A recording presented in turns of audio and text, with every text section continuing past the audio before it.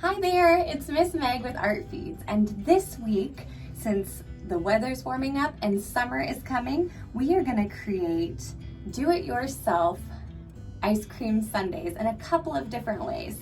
Now, before we get started, I wanna go back over those Art Feeds rules. The first rule is to be kind and be creative.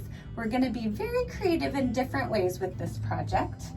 Never say, I can't.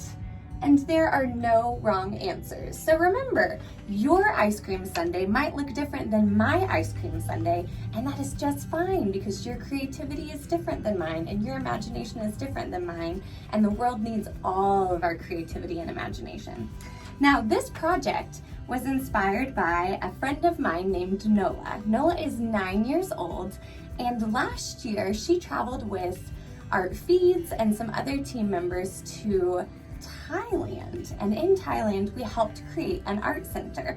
Now, while we were there, we had a dessert called mango sticky rice, and Nola had never had that before and she loved it. So this year, where Nola lives, an ice cream shop in her town had a contest of design your own flavor, and her flavor was Thai mango sticky rice, and they ended up making her flavor of ice cream for the ice cream shop. So I thought it would be fun if we made some ice cream sundaes that helped represent some things about us, maybe places we've been or things we like. So these ice cream sundaes are designed to tell our story.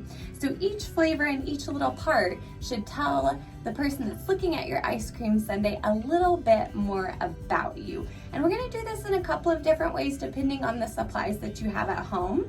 And maybe you might not have some of the supplies that we have here, but you can always look around your house and think, what can I use instead? Because that means that you are innovative. If you can still make the project, but you're using different supplies, that is A-okay, because being innovative is really important. So to get started, we'll need a blank sheet of paper and some kind of drawing utensil. This will help us with our ideas. I'm gonna do 3 different flavors of ice cream on my sundae. You could do more or less. Maybe you want 2 flavors, maybe you just want 1 flavor. But we're gonna put our ideas down on this sheet of paper. So let's get started.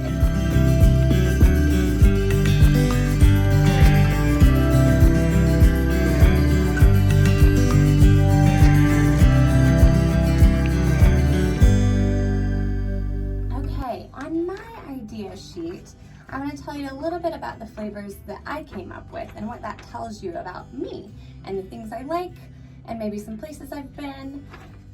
Because remember, these sundaes are going to help tell our story. Now, the top one, I put a lot of different sprinkles and maybe some fun sparkly things in. And this flavor is called Dance Party Sprinkle because I love to dance.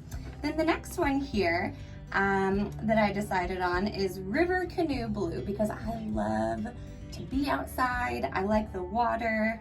I like canoeing or floating, so I decided to call this one River Canoe Blue. Now, the trick with this one is if it tasted like a river, that wouldn't be very tasty, right? So I decided that I want it to look like a river, but I want it to taste like a s'more because sometimes I go on the river and go camping, and when you camp, you can make s'mores. So that's the trick of this. Remember, there's no wrong answers. And then the last one is Thai Mango Swirl. I, like Nola, also love Thai mangoes. So I decided to put that in my ice cream sundae. Now, we're gonna do this in a couple of different ways because we're using supplies that you might not have around your house or you might not be able to get. So we're gonna make it with cardboard as one version and a paper cup. And then as another version, we're gonna use Model Magic. Now, there's a lot of different stuff that I decided to use to put on this. And if you don't have these things, that's okay. So I have some confetti here, but if you don't have confetti at home, you know what you can do? You can cut up paper to make confetti. I found some beads and I just decided to use these. You might be able to find something else around your house. Also have some sparkly stuff here. Again, you can kind of look around and see. I'm gonna use these little puffballs as cherries, I think, but You could use larger beads. I also think it could be a really cool idea to use things from outside on your sundae. If you want to put flower petals, or maybe you could take some grass and rip it up and put it on as sprinkles.